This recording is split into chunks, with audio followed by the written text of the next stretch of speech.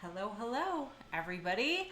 It is time for another Take This Talks. And you may or may not hear my screaming children in the background of this one. I apologize, but that's just the way it goes. Hi, Micropixels. Welcome. For those who are new and are just joining, I am Dr. Rachel Kowert. I'm the research director for Take This. I host Take This Talks the last Monday of every month. And I have a very special guest today. Hi, Alyssa. A very special guest. I have a little intro here. Let's see what I put. My guest tonight is Digital Doc Games. He is an MD, so it's not that kind of doctor. He is that kind of doctor. Turned content creator. He hosts interviews and playthroughs on Twitch at Digital Doc Games, but also those are housed on YouTube as well. He is a gem of a human being, and I'm very excited to introduce you to him today. So, with the power that is in me, here we are. Hello. Welcome. Rachel, how's it going? Thanks for having me here. You know, we tested this, and I still had that moment where I was like, am I going to hear him? You know what? You know what I should have done is it would have been so mean. It would have No. been so great. No, you're so mean. Don't do that. I really wish we could start over. End the No. stream. Let's do it again. No. Welcome to Take This Talks. It's so great to have you. It's great to be here. Yeah, it was so fun, obviously, having you over on Digital Doc Games. And now I get to be on your show and be the ruthless guest. So I appreciate it. Hey, I was very nice on your show. You always are, Rachel. You don't try and pull pranks like me. No, I'm not cruel and unusual, if that's what you're asking. Be ruthless. No, he's wonderful. So, would you like to introduce yourself? Is there anything that I missed in my introduction of you? No, you did such a wonderful job.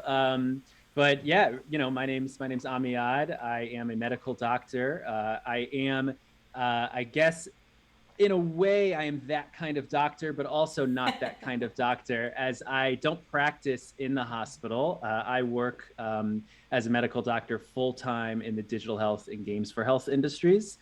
So what that means for me is I work with game companies or technology companies that are looking to use games or software in some way to either deliver a therapy or have an impact on someone's health or the healthcare system. And games, I think, is where that's super exciting. And that's what motivated me to really start my own content channel and go down that journey with Digital Doc Games, where I explore the same kind of things. How can games be used for purposes beyond entertainment, such as therapy, medicine, etc. Yes, great. Hi, Hottie Chicken. Thanks for following. Yeah, Hottie Chicken, hi. I found you. Yeah, Hottie Chicken, you should have already been following. You were here last month. I know, it's like the shame follow, no, right? no shame. We love her. I found you, I feel like I found you kind of randomly on the internet, and it's really exciting to see not only where games are going in the medical space, but medical professionals who are passionate about informing this transition from games into the medical space. Because I feel like informally, we called this session Games is Medicine. Right. We kind of, as gamers, have known that games are somewhat therapeutic, right? Sure. Yeah. Well, that's really what it started, is I've always played games, and I've always known that there's a power to games in the way that you're saying. So even when I went into medical school, I went into it certainly thinking about how can I combine sort of my passions for healthcare and technology, but it was really only a dream, like a fantasy land, to think about games. The founders of BioWare, that's why it's called BioWare, were two medical doctors. And my brother, who's also a doctor, always kind of teased me, and he was like, Amiad, you have to just be honest with me. Are you going to medical school because you want to open up a game studio? And I said no, but honestly, probably not the best way to do it, but I thought it was an option. Yeah, well, that's really incredible, actually, to hear that it was in the back of your mind somewhere as a dream, but still there when you decided to go to medical school. Yeah, I think so. I think there was probably a point where I wouldn't admit that, just because I had to stay focused. But certainly looking back at it, it was, and it really was, like I said, a dream to be able to do that in some way, whether it's content, work related, whatever it is, but to really merge those two fields and those two passions, really. And yeah, I mean, your original question or comment was you're at a point where we're seeing medicine and games actually converge. And I do think, Rachel, you're a part of that as well. I think the other doctors on Take This are a part of that. The conversations around mental health and gaming that's been picking up so much steam, especially over the last year, that's a part of it. But then you have certainly the rise of digital medicine over the past year. People are looking for digital solutions. We'll get into it, but obviously engagement is key, and what better method of engagement than a game? And then you have games that are therapies, actual FDA approved therapies, treatments for diseases that are video games. So we are there, and that's really exciting. Yeah. It is really, what a time to be working in this field. I very much fell into it. I went to school to become a therapist and never in a million billion years would think I would be doing what I'm doing today. Right. But it's true. Like, it really has pivoted, and now it's not such a strange discussion to have. We have the FDA approved, we're going to talk about that a little bit later, game. But it's part of, like, just, common conversation now. It's not so weird to say I'm a medical doctor who specializes in digital content and digital technologies, which is cool. Right. Okay, so step back. What are you playing these days? I'm in one of those weird gaming funks, which I feel like happens often around this time of year, at least for me. Maybe, there's not a lot of new releases right now. So I've been trying to feel out, like, what am I vibing? Like, what am I in the mood to play? So I'm down for suggestions. I just finished my replay. It was my second playthrough of Jedi Fallen Order. So that was really fun, and I really enjoyed that second playthrough. The first time, I have these clear memories, and that's also something I'm really interested in, is sort of like the memories we form while playing games, even around the games. So I played, the Jedi Fallen Order came out when I guess I was at home. It was my fourth year of medical school, and I was basically at home full time with my daughter, because I already knew at that point I wasn't doing residency. So my fourth year was pretty easy. So I was able to do that. And I remember squeezing in, she would only nap. We were talking a little bit before the show started of kids who nap and sleep and who don't. She, in the beginning, would only nap for 45 minutes on the dot, one sleep cycle, and then would be up. So I would, and we only had a 1-bedroom apartment. So we partitioned part of the living room off, which was her space. So I would have to decide during those critical 45 minutes, would I try and squeeze in, some laundry, dishes, prep food, take a nap myself, whatever it is, or play a video game. And 90% of the time, it was play a video game, and try to hide the blue light from coming into her partitioned space. But that game was Jedi Fallen Order, so I remember trying to very quietly play that game. So it was fun to revisit it. Yeah, you could play it more loudly now. Yeah, that's spaces. Right. All the good lightsaber sounds and surround sound. Yeah. And then I just started, again, kind of some mainstream games here, but just started War of Wakanda, which is the new Avengers expansion. And I am on the last mission there. But yeah, kind of needing some good, impactful games to try out. You know what I mean? Boyfriend Dungeon. Boyfriend Dungeon, I've heard good things about. I've heard very good things about it. That seems fun and easy to pick up and put down, and not necessarily takes too much time.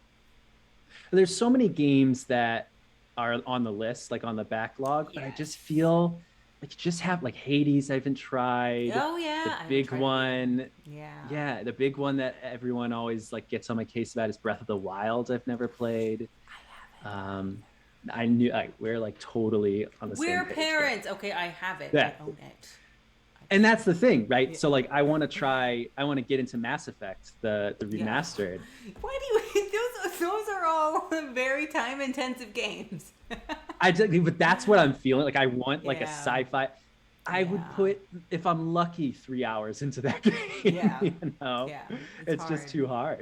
It's hard to Right. find time. Gaming. I But could they're gaming going as a back to parent, as school. I say, that could be a whole Yeah. other take this talks. You know. Yeah, it could be. I mean, it should be. They're going back to school soon. I actually took the first week off, and so did my husband when they go back to school, so we can play Breath of the Wild.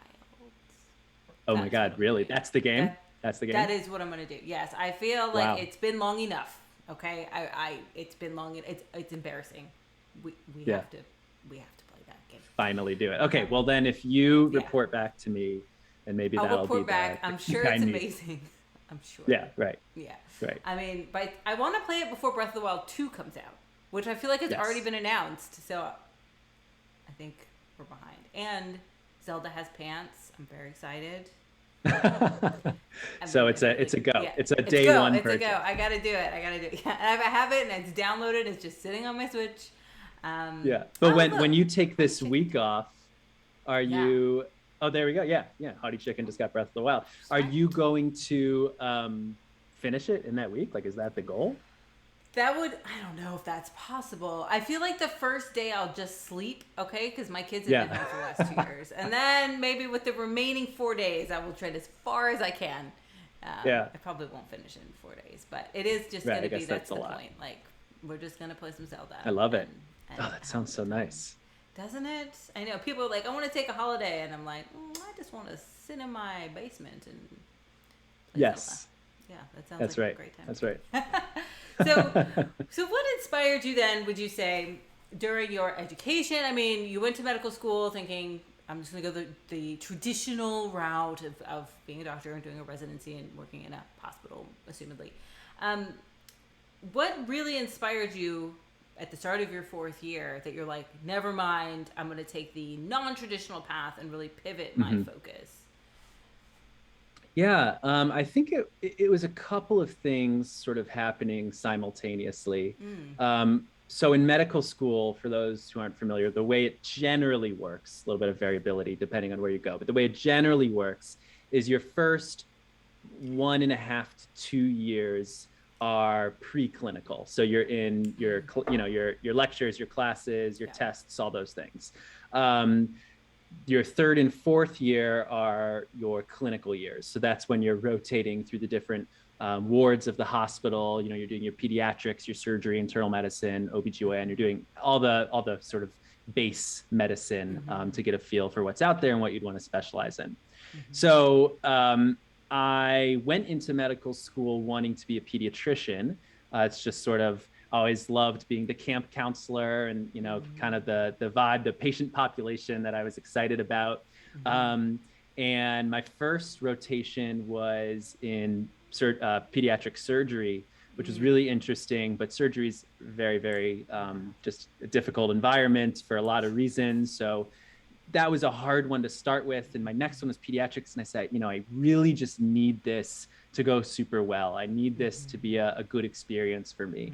And pediatrics came and went, and it didn't grab me in the way that I wanted to, where I felt like, yes, I'm really excited to continue down this path. And that was sort of the feeling that I got in every subsequent rotation. Interesting. I actually did have some hang up for a while on psychiatry that was particularly interesting to me. But still, I found myself always enjoying my time in front of a patient. That's what I like. I mean, it kind of down the line would translate even into doing interviews for my own channel, like just forming that connection with someone. That's why I wanted to go into medicine anyway.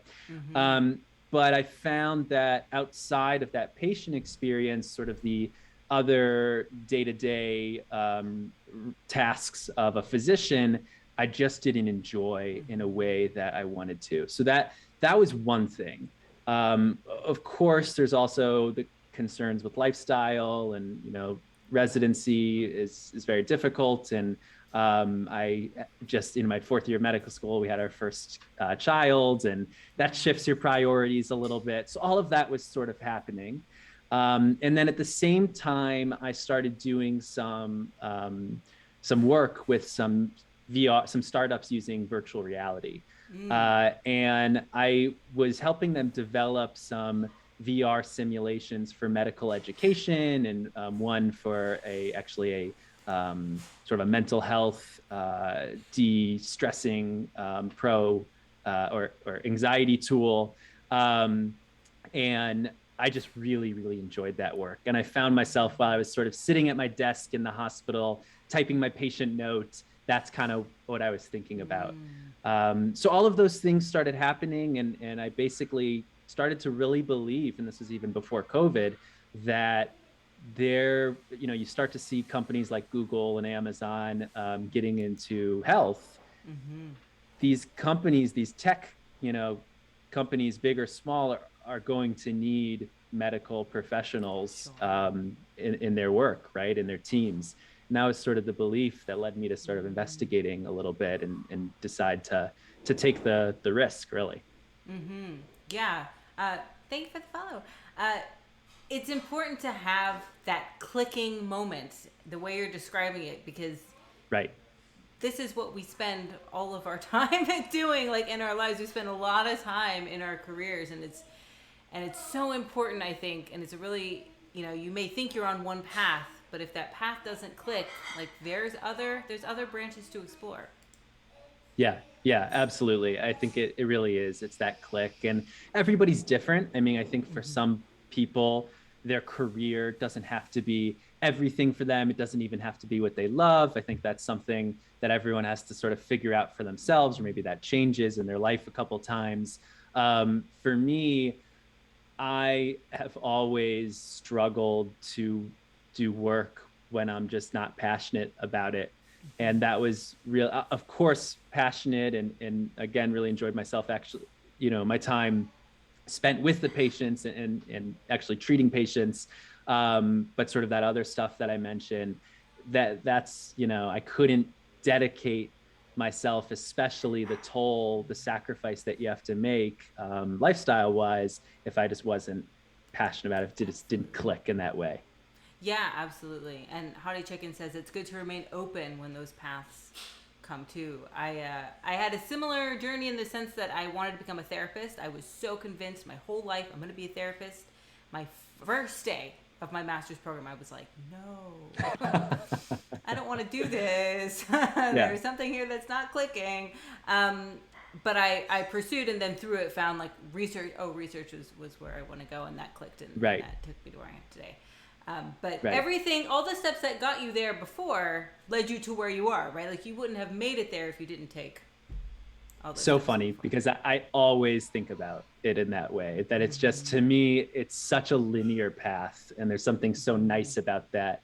And I think that's exactly what, Hottie Chicken is saying, is remain open. You may Yeah, not see it then, but the path is there. You just don't know. yeah, So I totally relate to that. yeah. So we talk about games as medicine. You say you've seen, and we've seen anecdotally that games can be therapeutic. Dr. Yeah. B likes to say anything can be therapeutic, but now we're moving also beyond just games as being therapeutic, but games as medicine. So talk to us about that. What do you see now as kind of how games are progressing in this area? Yeah, for sure. Well, I think it's a really, really large topic, right? How could games be Yeah. used as medicine or for medicine? So it's not just one route. I would say the catch-all to that, now I'm like going back, a big part of that, I think, is engagement. There's a beautiful collaboration, a beautiful synergy with actually healthcare and games, not only the products of healthcare and games, but the systems that play around them, the work that goes into creating them in the workflow, actually, that I think is really, really wonderful. Because in healthcare, we are actually, I think the healthcare system as a whole does a pretty bad job of understanding the patient journey and the patient experience. When we're seeing a patient in office or in the hospital, we see them then, but let's say, when we send a patient home with a prescription, for whatever it is, antibiotic, or let's say it's insulin if you're diabetic. Why does that prescription never get picked up? Why is that insulin not being used? Even if you show a patient a image, of what can be the outcome of not taking your medicine, and something like diabetes, something very serious, um, often you still don't get that engagement with the treatment protocol. And as healthcare professionals, we don't do a good job of understanding what that is. Um, Game developers, on the other hand, everything they do is with the user experience in mind. Everything that they do when you make just a traditional game for entertainment is designed in most cases to keep the player playing, to keep the player engaged. So I think there's a wonderful synergy that can happen there, is if you try and put those together, how can we do everything that we can do to keep the patient engaged, or to keep the treatment treating, right? And so that's sort of the wider lens that I start to think of, where can games come in the field of medicine? And it's really about that engagement. So especially, again, in COVID, we've seen digital health boom 5 years into the future, and there's no signs of it slowing down, really. Well, at least not going backwards. And with all these new digital tools, engagement is key. So where are games appropriate to keep people wanting to come back for more? And you see things like this. I mean, like you said, the anecdotal evidence, but even games like Pokemon Go, which require some activity, or Ring Fit Adventure, which is something that I laughed about when I saw the first trailer, but I absolutely adore it. So that's really one thing. And I know it's a long-winded answer, but the second part to that, or the other part to that, is really actually games as therapy.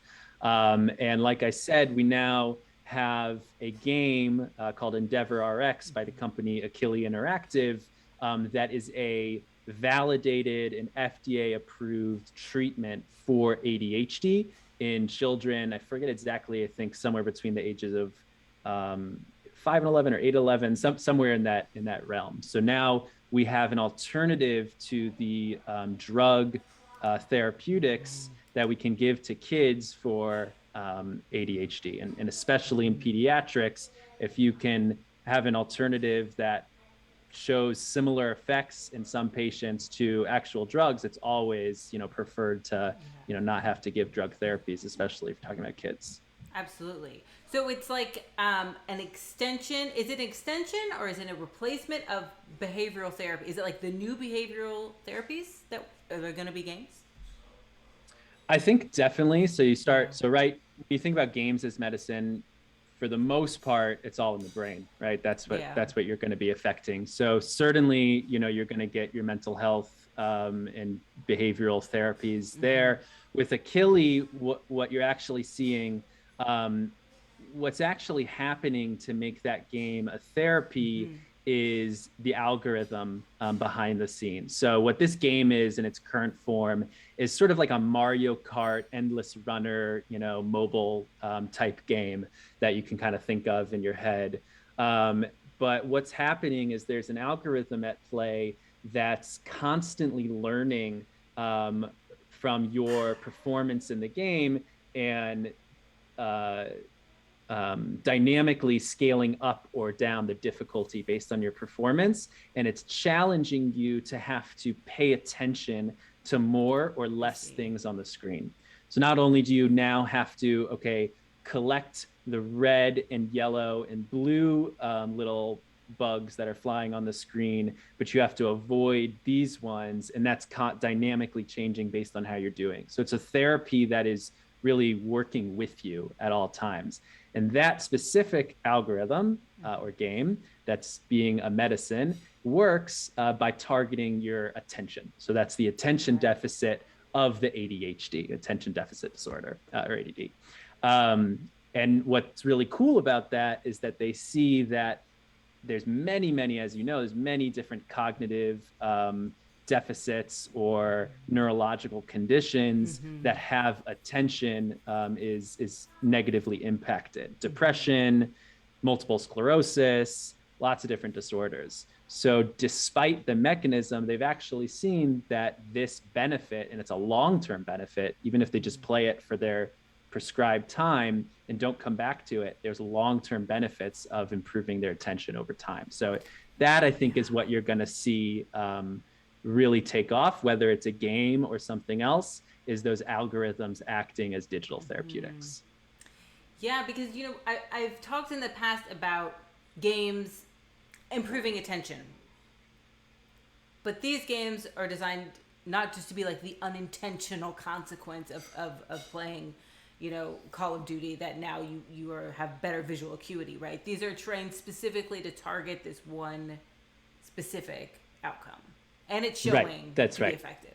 Yeah, that's right. And for me, I always, since I'm the gamer, right, I always think about that too. I'm like, well, this is cool, but what does that mean for the games that we're playing every day? And I yeah, actually think that's super interesting. Like, because what I described in some ways, in some basic form, isn't different than something like Fruit Ninja, right? mm-hmm. So what is, and I don't think maybe there has been a study about attention in Fruit Ninja, I don't know. but something that, yeah, I got to check. That's something that isn't designed for this. Do you get Yes. some minimized effect like this? But right, Yes. what you said, is right, which is this is designed specifically to Yeah. maximize that effect. Yeah, because I think that I would be interested to see, compared to a game where you're unintentionally, like any kind of battlefield game where you have to pay attention to the visual field, right, and make fast reaction times, like how that would Right. compare to something designed specifically Right. as a Right. therapy, because we're not going to And just these design like studies, any game as a prescription. right. And so, right, exactly. So Yeah. these studies they are placebo controlled. So like you can Sure. maybe Yeah. look at that, if they play something similar without, actually for Achilles or Endeavor was they played the same game just without the algorithm and they didn't see as much of an effect. So Yeah. I guess you could see that there a little bit. Yeah. Do you think that ADHD was the first one to have a prescription game? Because for that specific treatment of that specific condition, issue, challenge, because I have seen in the research related to gaming effects, there is some special work around children with ADHD because games and the novelty are so already enticing at holding their attention. So it's like very well suited, right? Yeah, yeah. I can't say for sure, Yeah. but I think that's exactly right. I think, Yeah. Achilles is the company that commercializes the Right. the product, and I think that is just part of the strategy, really, Yeah. to have a successful, company, and that makes Yeah. sense. Yeah, You know that what I makes mean? sense. Which is an important part of it. For sure, and that might just open the door. Also, like you have to start somewhere. That's right. So this opens the That's door right. for other people to explore other things. Right. But what's interesting is the same lab that sort of founded the fundamental, it was at the time, it was the very raw form, at least gameplay wise or, fidelity wise, of what would become this digital therapeutic game. The lab is called Neuroscape, based out of UCSF. They are working on some other projects as well. One of those is a VR game, which does specifically target older adults. And it's a VR game that was designed to test memory. So they call it a spatial wayfinding game. So really, it's basically an open world, or at least sandbox, we would think about it, VR game, where you're constantly being tasked to basically go to one location in this virtual city to another, something that, again, we're so used to We would do doing anyway. in just Yeah. normal video games. But again, there's an algorithm at play here that's, learning on what you're doing and increasing the challenge based on that. But again, what they found from their earlier studies in these older adults is actually a retrieval of short term or long term, I can't remember exactly, but some term of memory in these older adults, actually improvement of declining memory. So, but that's the question: could you take that technology and push it out to that population and have it be successful. And I think that's what a lot of people are trying to do right now. We'll see if it pans out. I hope it does. Yeah. I mean, I hope it does too. But part of me also wonders, because we have talked about this and how this exists in games before, if maybe it's more about normalizing the discussion of games have these capabilities than as I mean, it might be a specific algorithm for Endeavor specifically, but for these other types of games, maybe it's just more about, like, some populations aren't going to sit and play video games, but if we Right. have the FDA approval and we have all this stuff, science behind it saying, hey, this is going to help you, maybe they'd be more likely to take their insulin, right? Listen, I think anybody, and it kind of comes back to that engagement. Some of games for health or games as medicine is trying to improve like the rehab space, like physical rehab can be really dull, right? I don't Sure. think anyone, okay, not that's a blanket statement, but there are not a lot of people would be really interested in putting on virtual reality and hanging out and doing some cool rehab activities in space than they Definitely. would by driving down and lifting a can 30 300 times in a row or whatever it is. Definitely, So definitely. It's like what they do. The Child's Play charity is we partner with them often, and they use games and virtual reality for things like pain management for kids, right? And they put on the virtual reality and go play this game, and you'll be distracted enough that we can right. do these medical procedures. And Yeah. yeah, it's very cool. Yeah, they're awesome. Child's Play. They are awesome. We love them. I want to go just backtrack a little bit, because when we first opened this discussion, you were talking about compliance with medicine. You were talking about taking your insulin. Do you think that is that another direction? Gamifying medical compliance? Is that another area that we haven't touched on? I think so, and that gets a little tricky. Whether it's games as the solution for that, I think that's a case by case basis. As a lot of people in this industry that I really respect, some mentors of mine even who are very cautious to use that word gamification, Are and I think they? that's a right, and that's a good thing, right? There, Rachel, you're looking like maybe you know something or two about that.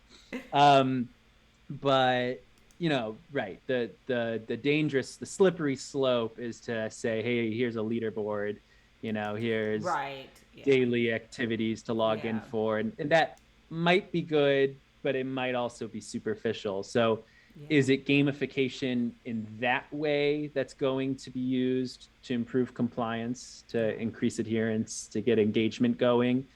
Probably a little bit, Yeah. and it should be, and it can be. It's not a bad thing. It just that's not all that I think games have to offer. Yeah. Can there be something that's a little bit deeper? Could there be actually a game to help you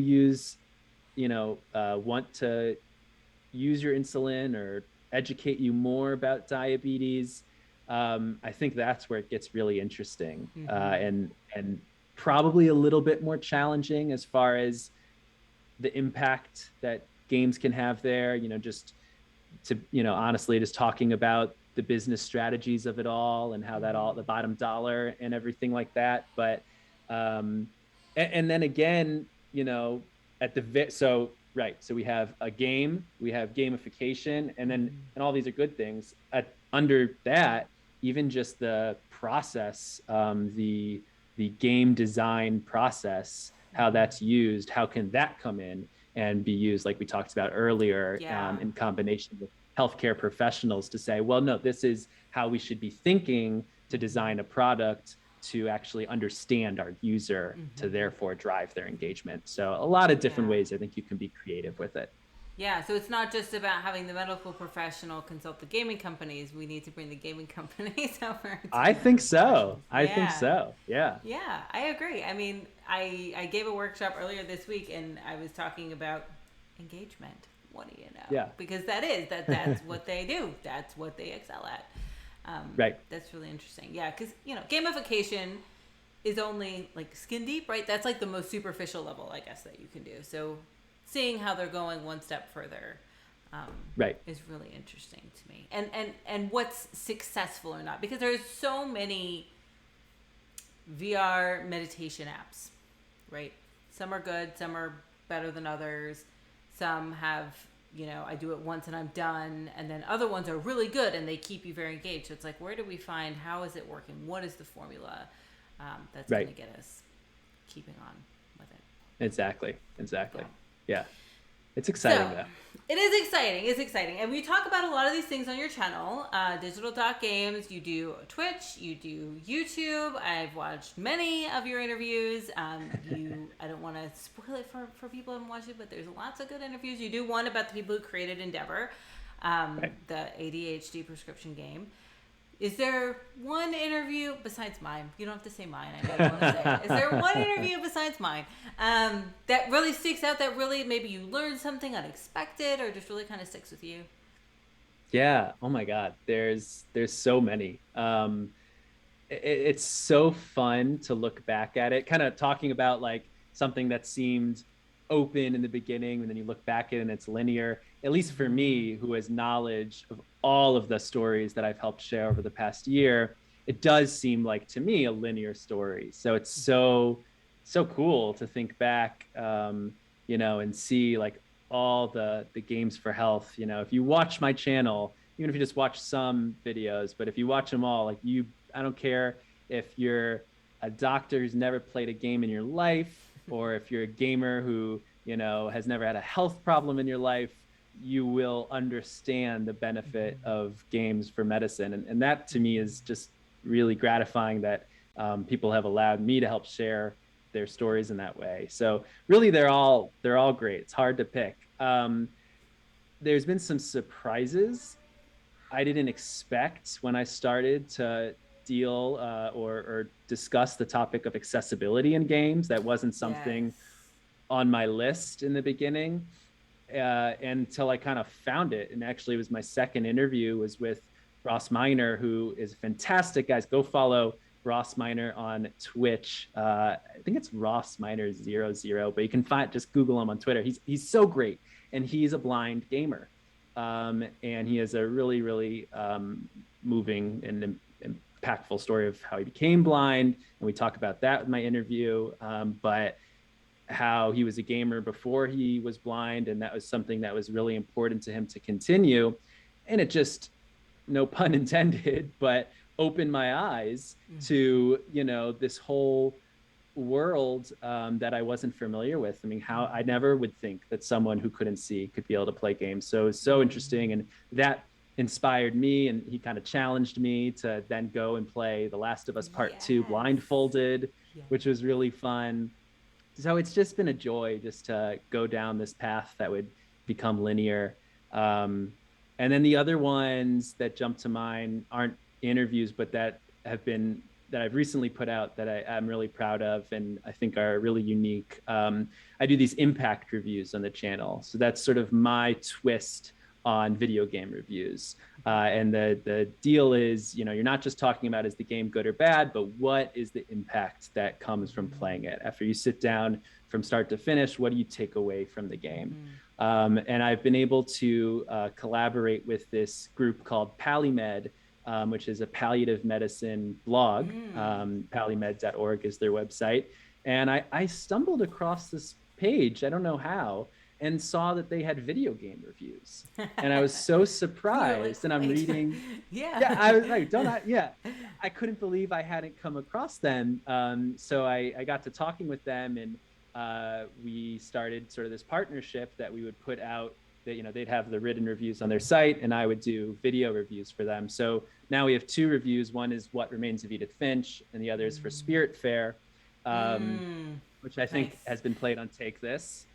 And it's so fascinating to, have a 5-minute, video review where you hear about Spiritfarer through the lens of a palliative medicine doctor who, Spiritfarer is a game about dying. And this is a doctor who deals with dying every single day.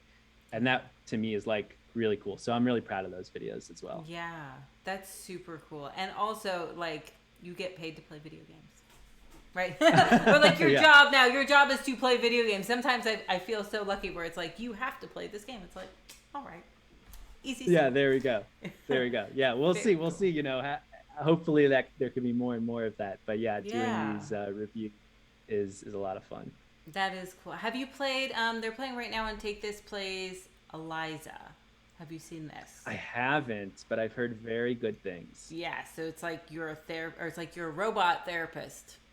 I hope Right. that's not the So future of I games. robot therapy. Yeah. No, it's a really interesting topic. So I hadn't heard of Eliza, but the most recent interview that I have on YouTube is with the developer of a game called Syntherapy, which Mm. is very similar to Mm-hmm. Eliza, but kind of flipped. So you're not a robot therapist, but you are a human therapist that is treating a AI who is Oh, interesting. maybe not becoming sentient, and it's sort of Mm. the ethical questions that come up from that. So that was really interesting to talk about too. But Yeah. I'll put Eliza on my list. Yeah, it's. I went to this event many moons ago before COVID, and they were talking about automation of jobs, and they were saying like, what are the last jobs that are going to be automated? And they were like, no, therapist is like tier one, like first jobs that are going to be automated. I was like, what? No. Wait, that's what it said?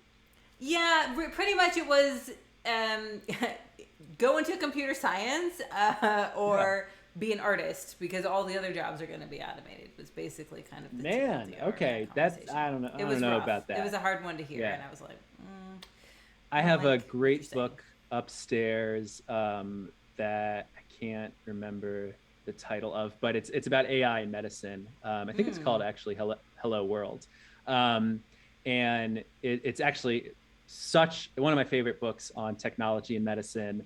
But it basically brings home that point that yes, AI and machine learning and algorithms and Mm-hmm. all these things are a huge part, an exciting future of medicine Mm-hmm. and therapy and all these things, but it's not replacing physicians or doctors or I mean, therapists. It's augmenting. So I believe in that's that. what I would like to believe as well. Because it's Yeah. like, there's no bedside manner, there's no like human element. Like I think part of therapy and why it's I want to say magical. I don't know if that's the right word. Is the human element? It's like a human relating to a human. If you talk to Right. my husband, Exactly. who is a computer scientist, he will say it's about like zero error, right? So if you had a medical professional robot, Right. theoretically it would be a zero error Right. interaction. But I don't know. Yeah.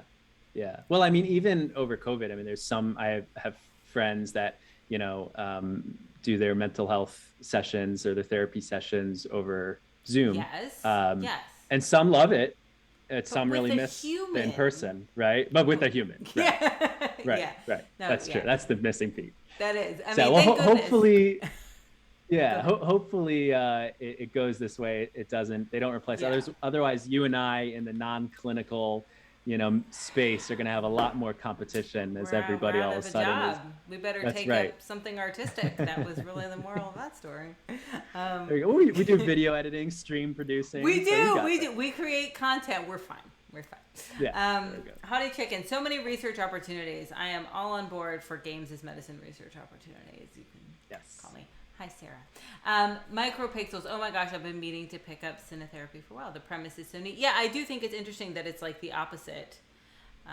It's also a Right. little rise of the machines, which is a little Right. nightmare inducing. Yeah. It sounds very Yeah. No, interesting. that topic. I'm really into. It's another reason why I haven't picked up Breath of the Wild yet. My Mm. friend diagnosed me very appropriately. I don't diagnose the right word, but it fits as not being into fantasy. And I didn't know this about myself. But as I started to think about it, Interesting. he's kind of right. Lord of the Rings, all like that type, like goblins, like that type of environment And we're doesn't friends. really. I know, I know. No, no. But that's why we talked about like Mass Effect, like that Star Wars, Yeah. Star Trek. To me, that's really exciting. So yeah, I feel like that kind Yeah. of dips into my interest with AI and all that. Rise Yeah, of the you're more Machines. sci-fi than fantasy. Right. Right. Yeah. So tell me when Breath of the Wild goes to I'll let you space. know. I'm in. I'm You know? 100% fantasy. I'm all about Right. it. Like, yeah, elves and all that. Do you play Dungeons and Yeah. Dragons? I don't, Okay. but I'm not opposed to it. Right. Like Maybe you by just any, need a in setting. fact, You need yeah, a like space setting. I'd be really down to get into some real nerdy role play. Okay, listen, are you Like, listening, Dr. B? Are you listening? Are you there we still go. here? Hey, thanks for the subscription for 5 months. Thank you, Wow, that's Nathaniel. awesome. Thank That's you. awesome. So, we're talking with a real doctor and a not that kind of doctor. If you wanted to be a real doctor, what advice would you give? What piece of career advice would you give that you wish maybe you knew when you started? So is this for straight up doctor stuff or specifically doctor tech stuff? Oh, up to you. Up to you. Okay. What do Okay. you think? Well, I mean, I think, I mean, I could give a lot of medical school advice, but Yeah. I won't bore the channel with that because I could go on and on. So we'll stick to some game doctor Yeah. stuff. Um, as I get a lot of people, one of my favorite things, and that's been so meaningful for me, is to be able to talk to struggling medical students, residents, physicians, um, nurses, a lot of people who have come to contact me over the past year, who have learned about my path. A lot of times they find me through a blog post I put out when I graduated, or digital.games. And for me in medical schools, it was very challenging, felt certainly very isolating being the only one in my class, the only one in my school really to not go on the, paved Sure. traditional path. Yeah. Um, so anyway, all that to say is that if you have any questions, you're watching this, or you know somebody reach out to me because I'd love to offer whatever 2 cents that I can. So, but as a little sneak peek to that, everyone's different. So advice is always different. But for me, I think the biggest thing has been networking. And Yeah. right now, even though we talk about this bright future, and I really do believe it is a bright future for technology and medicine, digital health and medicine, games and medicine, um, it's still sort of the Wild West. And there certainly is no paved path of how to approach it. So a lot of it does become, what connections have you made? What experience have you had along the way? So I think anything that you can do even earlier on in your education, um, to just show that you have a little bit, you kind of put your money where your mouth is, you have a little bit of experience in what you're passionate about. That's really great. I think for me in medical school, having a couple experiences to be like, hey, I actually worked with these VR companies, and it was Right. really fun, and this is what we did. That was really great. But the best thing I ever did, the single best thing I ever did and probably continue to do for my career, is to make a LinkedIn profile. I never had a LinkedIn profile, you know? Don't And underestimate the power of LinkedIn. It's and true. a lot of people don't like LinkedIn. I No, see it's often called like the worst social media platform. it But is. for me, as far as people that we've met, Yeah. and yeah, I'm Yeah. not like going through my news feed on No, no, LinkedIn, no. but But it's right. I think that is a fantastic piece of advice. Literally do not underestimate the power of LinkedIn. I know it's like Yeah. not the most user friendly platform, or it's not as I sexy feel like as this is where we Twitter. say like, take this. It's not sponsored by No, LinkedIn. no, take. We're on LinkedIn. I'm on LinkedIn, That's right. and I have made a lot of connections on LinkedIn where you're just like randomly they're mutual connections. You set up a meeting and you meet someone, and you have Yeah, it's a whole totally. different world out there. Yeah, I think that's a Totally. great piece of And even advice. with, digital events now, we were Yeah. talking before about conferences being digital. Mm-hmm. Games for Change conference was awesome, Yeah, and I was able to it's a go to great it. show. It's all Yeah. digital. Um, why can I not think the GDC conference was Yes. digital, and Yes. spoke at that. Um, so I've gotten to meet amazing people even through those. So I'm all for the digital connections. Yeah, for sure. And I love actually digital conferences. I mean, COVID is horrible in every way, but I love digital conferences because I can see and network and all of the things to people that you wouldn't Yeah. necessarily like. I wouldn't necessarily travel to San Francisco to go to GDC and see these Right. talks. So it's great to be. I can't. The border's closed.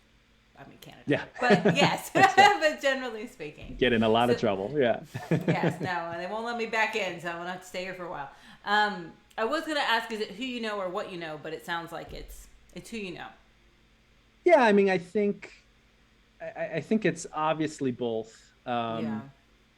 But and I feel like almost who you know has a negative connotation to it. It's like, oh, she only got there because of who she She knows or who he knew. knows. Yeah. Right. Like, so not in that way. I just Yeah. think it's especially when you're talking about something as niche as games and health. Yeah. Like anyone you're going to meet in that area is why we get along so well. Like, why my goal on Digital Games, one of the goals is to interview every single person from Take This because, and You're I halfway got there, Dr. I B think. on there. Yes. That's right. Yes. We'll get there.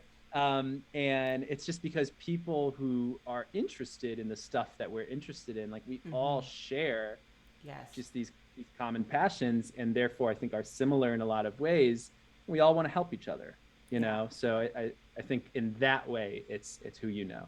It's true. And in formal networking, like Twitter goes a long way for Yeah. networking, and even just, like you said, showing that you've done something that you have a passion for, like following people on Twitter who do things that you like, and even like liking their posts or commenting and interacting with them that way. Then when we get to meet in real life, I mean, I will recognize the person who I've been chatting on Twitter with about my research, right? Like, Right. I will know Right. who you are. Right. So that can go a really long way. So I do think Yeah. it is, I would fall more in the who you know. You obviously have to have a baseline of knowledge. Like, you can't know nothing. Right. But it's not like, oh, who do your rich family members know? But it's like, who have you been out, That's reaching right. out to? Who have you sent a LinkedIn connection and hi, nice to meet you. I am a student doing this. I think what you do is cool. Just wanted to say hi. Like, I've met a lot of people. People love at the very least to talk about themselves. So if you send a message like that, someone's like, someone's like, oh, True. you like me? Like, we could You talk a little read bit, that thing that I wrote? That's right. That's I right. definitely like those emails. I definitely like to know that I'm not just writing things just for myself. Because you never know. Sometimes you think you're the only one. Right. Who reads the things you write. So is there one book then, like gaming related or medical and tech related, like one book that you would recommend talking about the what you know baseline that we need to get to? But I talked about Hello World. That was a really interesting Yeah, one. that sounds good. Yeah, that was interesting. But gaming wise, it's not related to, well, it's not related to medicine. It's sort of related to health, a little in an abstract way. But Jason Schreier's two books, Blood, Sweat, and Pixels is his first one, and he just released the second one in September. I think they are both fantastic. He's a really great serious reporter. And the first book is more about like game development life, and sort of we talk about crunch culture and all these things. Yes. So really each chapter is a different story of another game. And that is really important to read. I think it's fascinating. I've always been interested in sort of the game development process. But really important to understand, why burnout is such an issue, and especially with everything happening at Activision now, which is more than just that, but certainly incorporates that in unhealthy, work environments and cultures. So that's really interesting. And then his second book, which I am so bad with book titles, but look it up. Look it up. You're on the computer. You can look it up.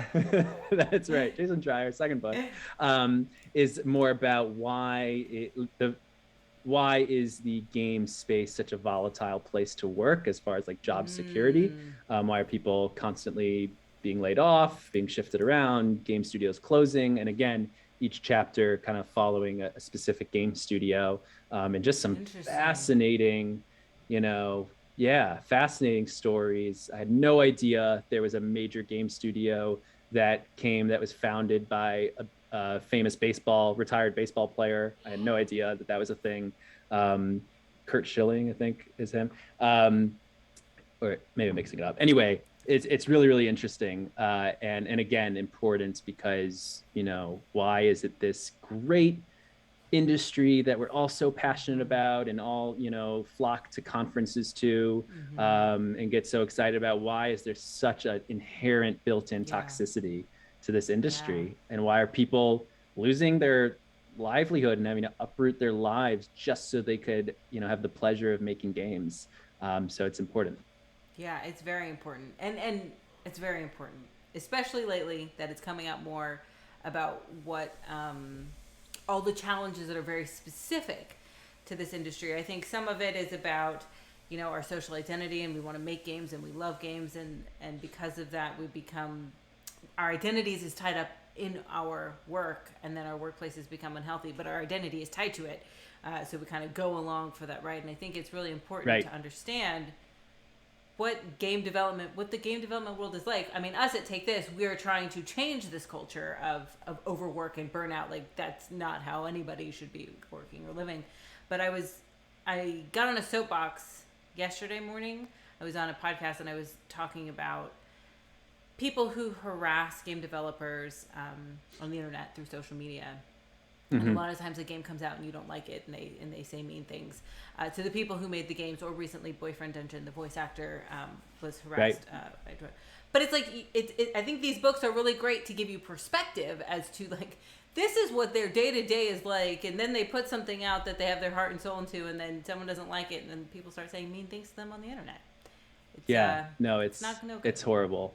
The internet can be a very tricky place, and that's I think a lot. Again, more connections I've found between games and medicine. The culture in medicine often can be very unhealthy, at times toxic, certainly depending on what specialty you're in. And yeah, why are we okay with that? And in medicine, a lot of it has to do with this tradition and this power dynamic that's in place, and almost like hazing, in the sense that, well, we've all gone through it, so everyone needs to go through it.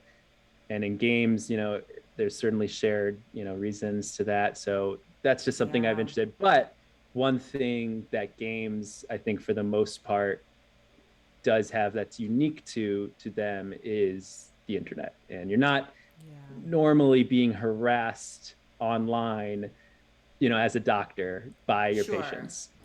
But you are being harassed by these players. And this adds this whole other element to it. It's another element of workplace hazard. Yes, the dangers posed by the anonymity of the internet doesn't help. Visual anonymity makes you feel like you can say and do things. I always like to say, it's an extension of you. Like, who you are on the internet is an extension of you.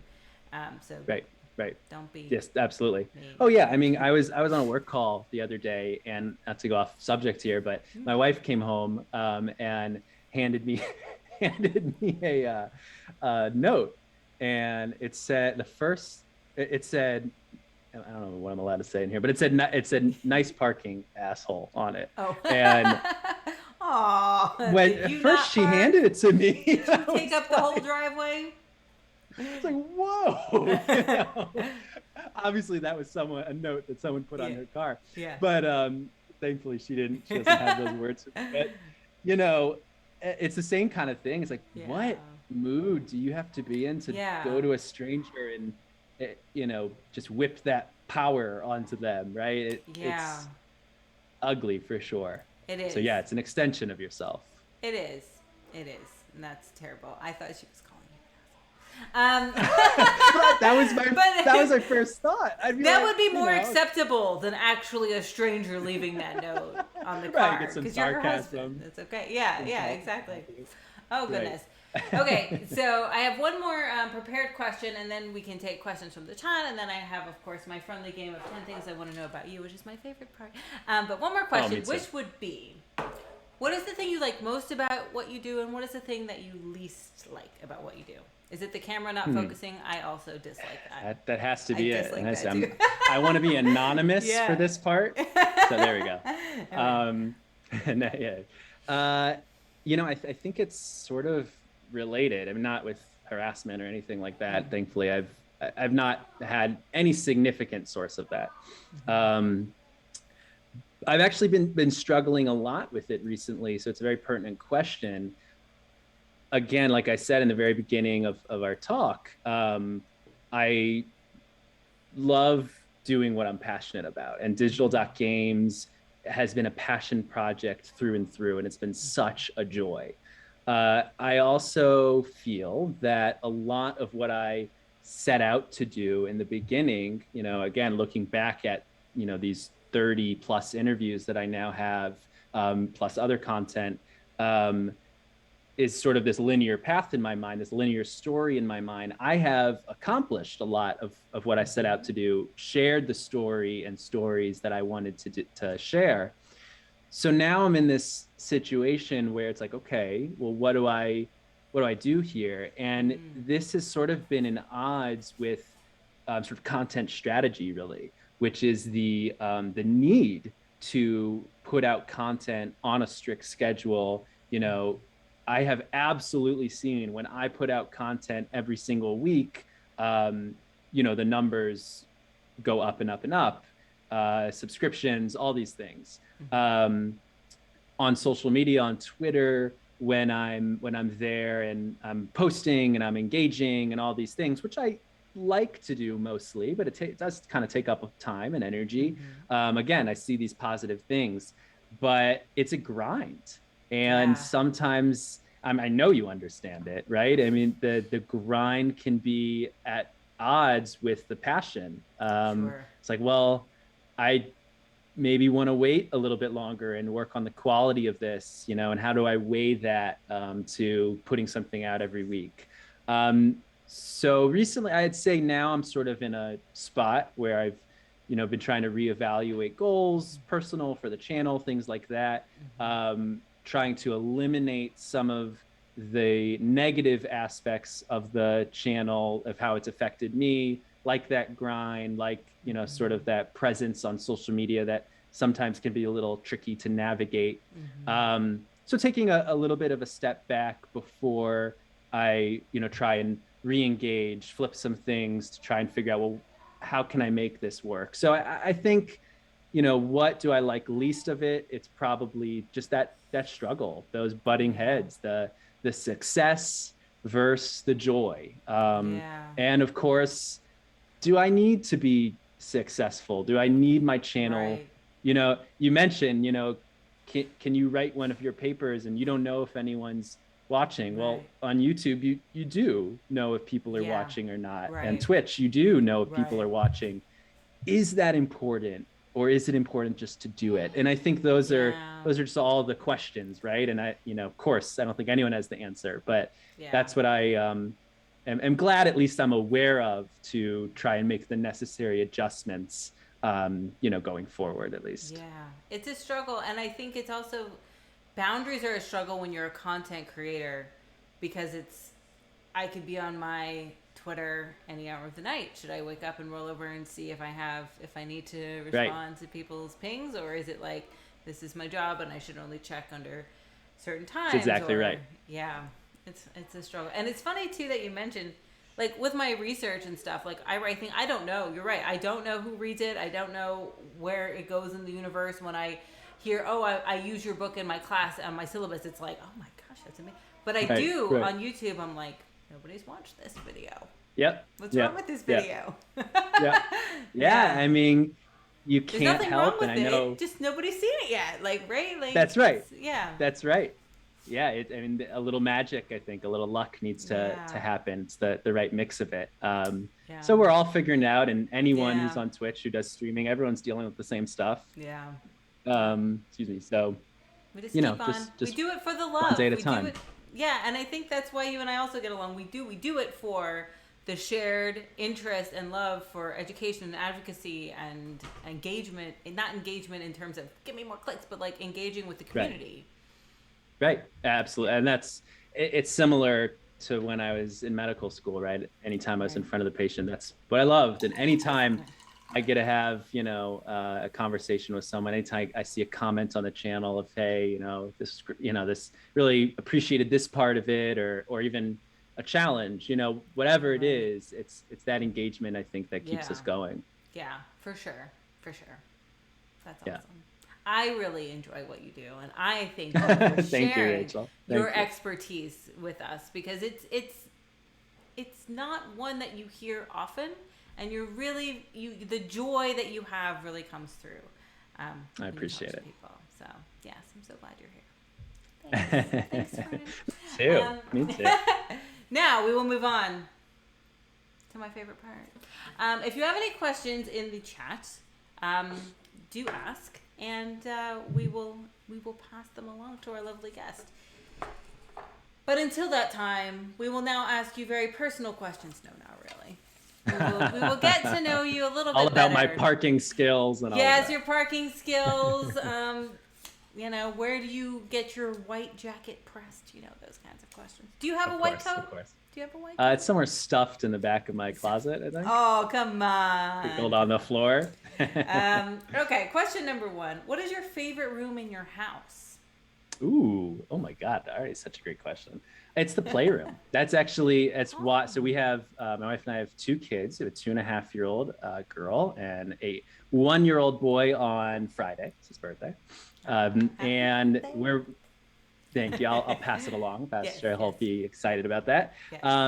And yeah, we actually are renting the house that we're in right now. But the reason that we picked it is because it has this big open windows on 3 sides of the walls, playroom, nice. and that's where we spend like our whole day, at least when the kids are home, or sometimes when they're not, because they've got good toys in there. So yeah, okay. My kids got good toys. My kids got a Switch. My kids got lots of good toys. I mean, yeah. Marble mazes, come on, those things are great fun. There's a lot of good kids toys. Parents know. Yes. They know what's up. Yes. Question 2. What did you do for Halloween last year? Now that's not fair because last year it was like canceled. So what did you do the year before? What did you do for the last Halloween you got to do a Halloween? I am so bad at costumes. What? Really? It's like in a good way? No, like I'm so bad. Okay, so first of all, what did I even do last year? See, I don't even remember. That's how bad I am at it. It's right. So last year was weird. So I get a pass for that one. You do. I think having kids is going to inspire me because then you get the joy of doing group costumes. And right. Like I'm not going to let them be bad at costumes. So I might as well not be bad at costumes. Right. Or what are you going to do this year? Do you have plans? It's coming. I haven't thought about it. I'll say my favorite costume that I did was in college. My wife and I, she was my girlfriend then. We did Arrow. I was Arrow and she was Black Canary. So that was a lot of fun. Very cool. That's got the mask and everything, the hood. It was very cool. I still wear the mask sometimes because it's really badass. And we went to Home Depot and got PVC pipe and actually made the bow and like spray painted it, everything. That's cool. So that one I like really put my heart and soul into. So that was a good one. You're gonna have to tweet out a picture now because I can find it. I can find it. I feel like that's really good. But you don't have plans. You have 2 kids. You gotta have some plans for this year. Group costumes. It's true. Okay, so the truth is, right? So Halloween, generally I let go by. I was just having this discussion on Purim, which is a Jewish holiday. So Purim is a Jewish holiday where you dress up. So that's usually when and that's in March. So I have a little bit of time for that one. Yeah. Did you dress up in March this year? I don't think I did this year again because COVID is weird. I did. Okay. I did 2 years ago. I was the Mandalorian. So there we go. Okay, that's excellent. You have kids. You can have a baby Yoda. and our daughter. Now you're making it all come back to me. Okay, maybe I'm better than I thought. Okay. My daughter was Baby Yoda. Yes, this is excellent. Okay. You've redeemed yourself. Save myself. Okay. Now I feel like I've done such a bad job. I do need picture proof, so I'll tweet out those pictures. We will look for those pictures. There you go. My 6-year-old so into Harry Potter right now. So for Halloween, my husband ordered a very elaborate Dumbledore costume, which I'm quite excited about. It's like fun. The long beard and everything. And then my son's middle name is Phoenix, so he's dressing up as a phoenix. And then my daughter has 3D printed, figured out how to do something with an Arduino. I don't know, made a Mad Eye Moody Eye. Oh my God. Moves. I am so stoked. Do you have a 3D printer? Yes, I do have a 3D printer. Wow, that's super cool. My husband's very techy, but to be Okay. honest, 100% transparency. He bought the printer so they could do this Mad Eye Moody Eye. I think it was just an excuse because he probably wanted one anyway. Yeah. Yeah. Um, but it's gonna be really cool. It's gonna be really cool. And then I'm gonna be Makes Luna Lovegood because I didn't really know who else to do. My sister did a Harry Potter um, outfit once, and she was moaning Myrtle, so she had a toilet that's a good seat one. over her neck. Oh, Yeah, that's it was, cute. Oh, that's it was funny. good. I approve. It was good. I approve of that. Yeah. Oh, this is a critical question. This is, I'm going to let, you don't like fantasy go, but this is going to determine how much I continue to like you, not to like. Okay. Here we go. Here we go. What's your favorite Tim Curry movie? This is important. Don't. You better think of one. You better come up with something. I totally know Tim Curry is. You do know who Tim Curry is. I can help you out, okay? I'm not going to put too much pressure on you. Tim Curry is Frankenfurter in Rocky Horror Picture Show. He was the butler in the Clue movie. Cheating. Okay. The butler in the Clue movie. Okay. Wait, so he's he's an actor. Yes. He's an actor. Okay. He's an actor. No pressure. Tim Curry, he's an actor. Okay. Oh no. Could you Keanu Reeves instead? You know what? I will. And you know why? Yeah. Because I also love Keanu as much as I love Tim Curry, and you made me a Keanu gif. So yes. Yes. Okay, we're switching. What is your favorite Keanu Reeves movie? And he's Canadian, and I love Keanu. There we go. Okay, so I'm really bad at titles, so I'm looking. You can look it up, but now I'm judging you extra hard because it's Saint Keanu. I have called him Saint Keanu before. He is Saint Keanu. Blessed in Saint his Keanu. face. Yes. Because it's not the one you'd expect. Is it not? Ooh, it's going to be a curveball. But what? He's an actor. Because I'm clipping that. That's the best. Yeah. Okay, wait, but now I can't. Now I set myself up, and I can't remember the name of this movie. What's it's a comedy, and he's in Bill it, and it's a surprise. No. And he plays himself. It's really funny. And it came out a couple years ago. He plays himself when he's dating the woman.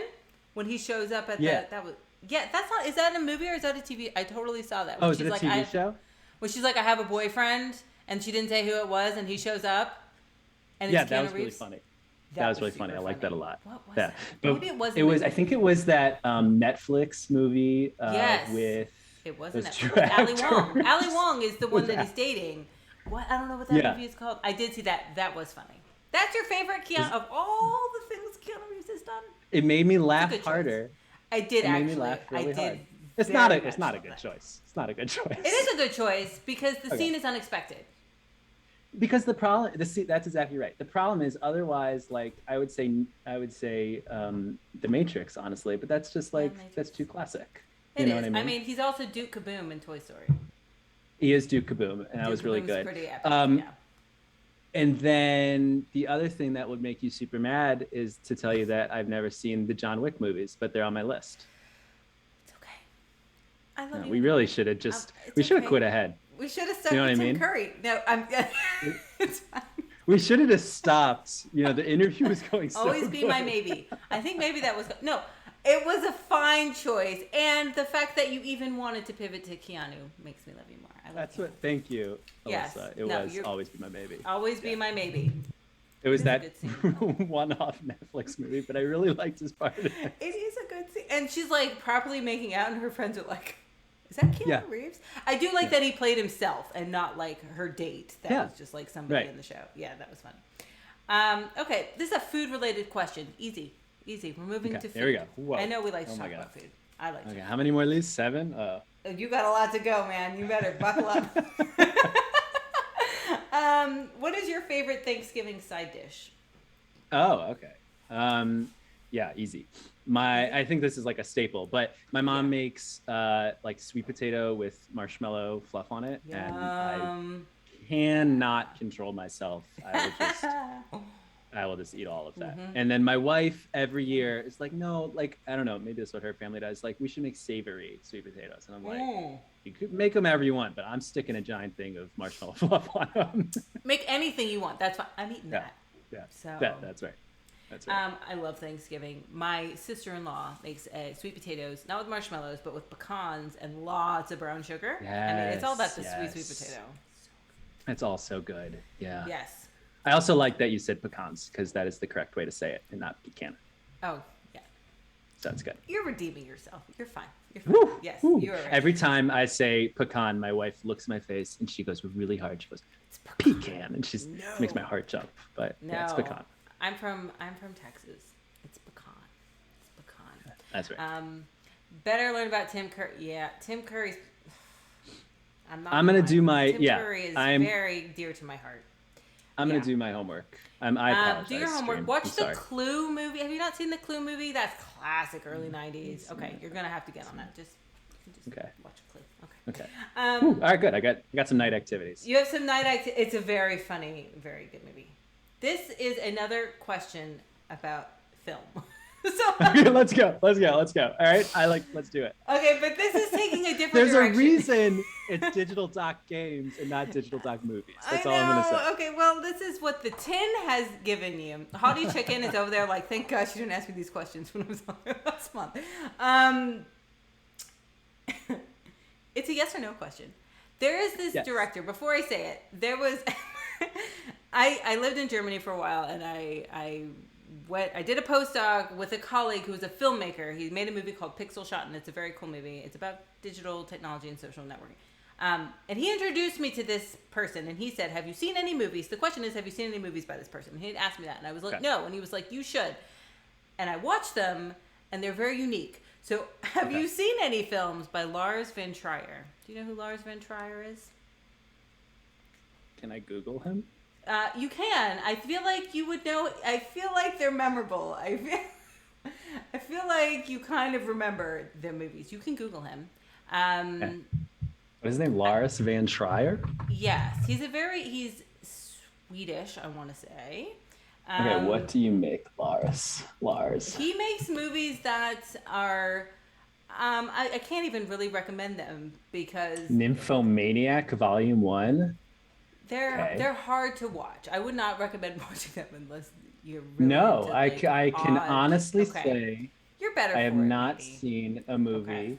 But should I add it to my list? Because here's the thing, I watch because again, it comes back. My son's a really bad sleeper, and there's a lot of rocking involved. But he likes to go to sleep to the sound. Right now, we're doing a MCU rewatch. So he really likes these movies to your child. Okay, so this is not safe for the 1-year-old no lullaby. Okay. We'll talk about it off the stream. Definitely. Sorry, but Clue, Tim Curry's Clue, you can watch with. That's a good one. That's a good one. It's based off the board game, just as you would imagine. I know the board game. Yeah. Okay, good. All right. Okay, we're moving on. Name one place that you visited that you loved. I'm gonna say, there's like so many that jump out. Oh yeah, that's good. Yeah, I mean my wife and I went to Italy for our honeymoon, and that was my first time in Europe, and we had such an awesome time. I think of all the places we went, there's this town called Cinque Terre, which is it's these 5 towns that are built like on the cliffside of a mountain on the coast, and it's so beautiful. I know it's a great place because often on my Chromecast it'll pop up as one of like the default screensavers. Oh, nice. You know you've made it when you've been to a default screensaver. You know, so for sure. Cinque Terre was really great. That sounds beautiful. I have not been there. It sounds lovely. Have you been to Italy? I have been to Italy, but only Sardinia because I had a friend who lived there. So I've never been to like Rome or Milan or seen any of the. And so I traveled for food. Food was excellent. Yeah. Yes. Oh my God. Pasta is so good. You eat everything with no guilt. All the seafood. Oh my goodness. Yes. This is kind of a weird question. I don't remember writing this question, but obviously I did because it's in here. Do you own a pencil sharpener? I don't know why. Maybe I was looking for questions and I was like, that's a... No, you know what? I actually think that's a really interesting question. I'm actually going to steal it. I'm going to ask all my future guests. Do you own a pencil sharpener? No, it's great. It's great. Okay. It's good because often you need a pencil sharpener, and I don't have one. You don't? I do. Yeah. I have an electric. That means You have it together. Yeah, that electric ones are good. I don't even have any pencils though, because I have like a Pens. I have a cup of pens and some mechanical pencils, but nothing to be Okay. sharpened.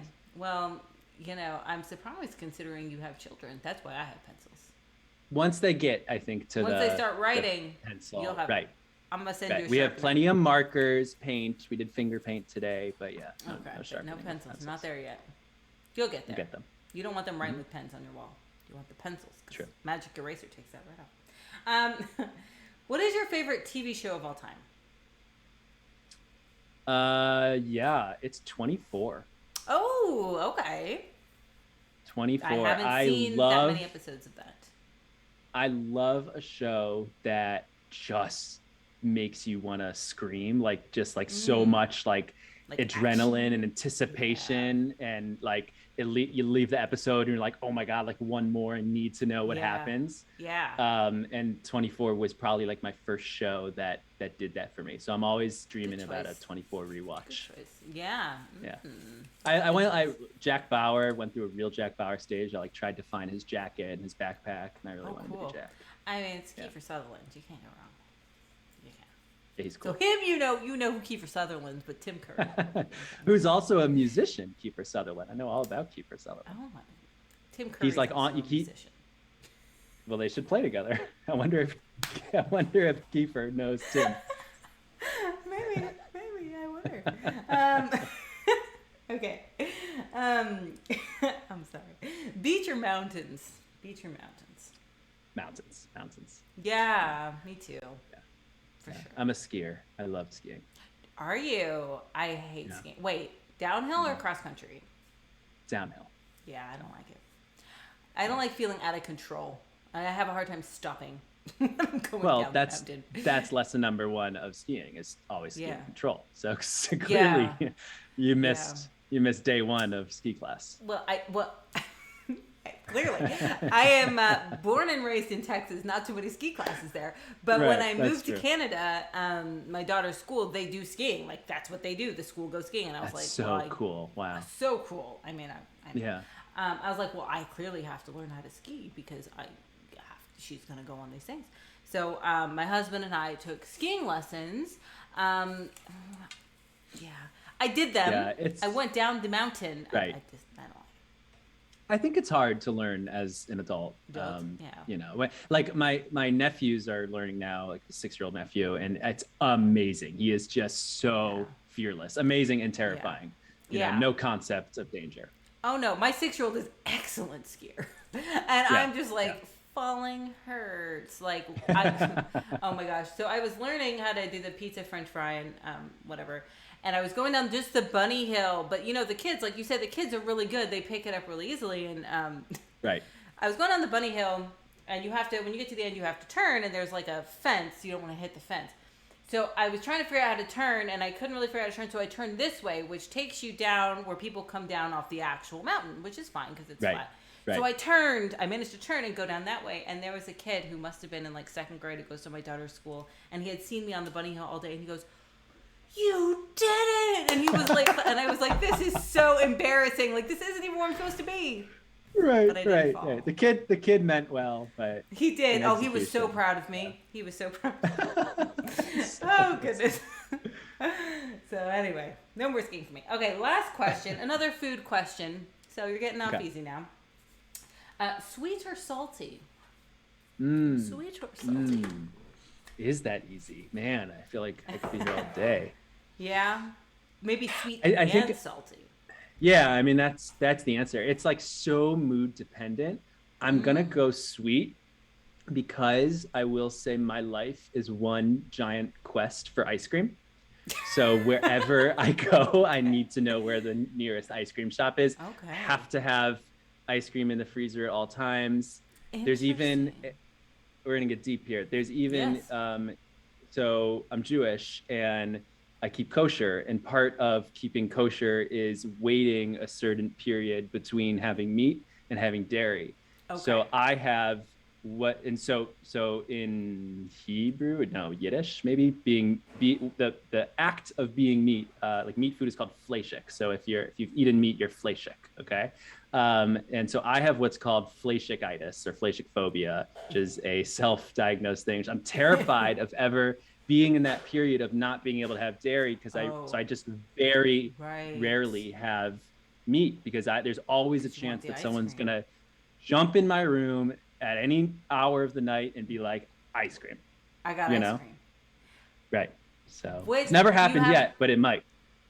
I mean, I'm gonna show up with a pencil sharpener and ice cream. That's obviously what's going on. That's right. That's what, Do you have a favorite flavor? All ice creams are good. You have a I go-to mean, generally vanilla based. So vanilla not so based, into chocolate ice cream. but with like So, add-ins. yeah, I mean, Yeah. your cookies and cream, your cookie Yeah. dough. There's a place in Missouri where I'm from called Ted Drew's, which is just it's like vanilla custard with whatever add-ins you want. It's just like the best thing in the world. So shout out to Ted Drew's, Yeah. sweet food. Yeah. Do you have ice cream every day? But I don't like I would like to, Yeah. but I don't. Um, But I just need to know that it's there. Hottie Chicken is onto something. We're gonna have to do an ice cream movie night. Tim Curry movies only. Do you have a favorite I Tim will get Curry there. movie, Hottie Chicken? Are you a Tim Curry fan? I feel like you are. Just gonna throw that out there. Do you have an ice cream maker? Now this is opening a whole new line of questions because you do. I have an I ice cream don't. maker. Do you really? Does it come Listen. out good? Yes. Really? So I bought my husband is like you. Ice Uh, cream all the time. Ice cream, loves ice cream. yeah. Ice cream always in the house. So I bought him an ice cream maker, and it's literally like 3 cups of cream, 3 cups of milk, a cup of sugar, splash of vanilla, and you turn it. You can make it with eggs and be fancier, but you really don't have to. And then you can add anything. So there's a candy place called C's Candy. They're from California, but they're kind of everywhere now, and they have the best peanut brittle because it's soft. Like you can eat it and it won't break your teeth. And we made a vanilla base filled, chock full of the peanut brittle. Sounds so good. It was yeah. the sweet and salty. It was divine. It was divine. Yes. I don't know how else to describe yes. it. My I God, think you I have need an so ice many cream things. maker. Yeah, I have so many things It's to look easy. into and purchase. And it's very. It makes just I got the small one because I don't want to throw it away. Right. And it just makes right. like I don't know, maybe a quart. So you can make all different Yeah. flavors. He makes like cookies and cream, and yeah, the peanut brittle one was really good. Oh my God, I'm in for it, and it'd be fun to do with the Yeah. kids. But you know, It's then they super gotta fun. The share. kids love Right. it. And I did one the other day, They and I gotta poured share, in a though. whole pot of espresso. You don't have to share that one. Mm-hmm. Mm-hmm. It sounds really good. Okay.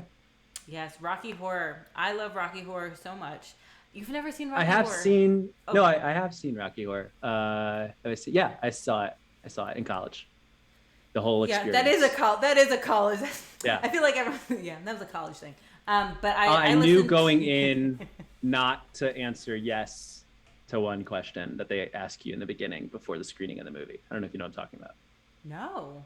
Oh, I never saw it in Yeah, the theater. Did you go to the theater with like the costumes and everything? Yeah. But not Yeah. with the costume because we went over that. But like, that's cool. What was the question? What did they ask you?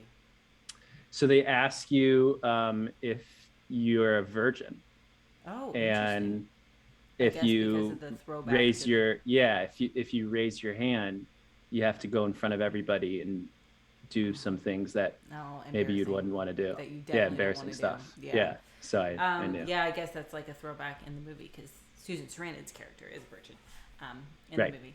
Yeah, I have. It's a bucket list thing. I would love to go to the theater and dress up like Columbia. She's my favorite. And go, and I feel like that would be super fun. Not in COVID times. That's obviously not happening. But yeah, Right. Rocky Horror Okay, is the good. best. So we got a little bit of Tim Curry representation. We got a little bit. You've seen a Tim Curry movie, so I've you seen- know. Yeah. I'm like in the back of my head trying to remember if we stayed for the whole thing or not, but Yeah. I'm not going to tell you that. So No, don't worry about but it. no, that's okay. I'll just pretend that you did. You're gonna watch Clue. You're gonna Yeah, watch Clue. Clue. You get back to me, and we'll see if we can get him and Kiefer, in a band. Yes. Yeah. Super Bowl halftime show. Kiefer Sutherland, Tim Curry. Tim Curry is he's an elderly gentleman now. And he's a wheelchair. He had a stroke a few years ago, actually. So he's not super mobile. So I'm not sure he'll be at the halftime Okay. show, but a girl can dream. That's right. Tim Curry's hologram. Yeah. Oh, yeah. That'd be cool. Technology. Now we're back. There you go. Technology and medicine. We'll all be all comes full circle, people. It was all planned. Took you on an elaborate ruse. Great way to end it. So thank you. Thank you for being here. Thank you for being such a good sport and sharing your love of ice cream and medicine with us. And if anyone wants to find you, they can find you at... Yeah, so follow youtube.com/digital.games. Go ahead, subscribe over there. I always get excited when I see someone subscribes to the channel. I'm telling you, I really, really do. You can follow me on Twitter, twitter.com/digital.md or digital.games. And yeah, if you have any questions, you wanted us to reach out, say hey. Again, it's all about the engagement. That's the fun part. So look forward to hearing from you. Yeah, definitely reach out at LinkedIn. Make those LinkedIn connections. LinkedIn. There you go. Amiad Fredman. That's me. Yep. Some more professional advice. That's the place to go. All right. Well, thank you so much. And thank you, everyone, for being here for this episode of Take This Talks. And next week, Take This Plays will be back with me, I think, in Boyfriend Dungeon. I actually think that's happening next week. I think. Dr. B's not here anymore to confirm, but Dr. B will be here. Anyway. I'll be in the chat. Have a good night.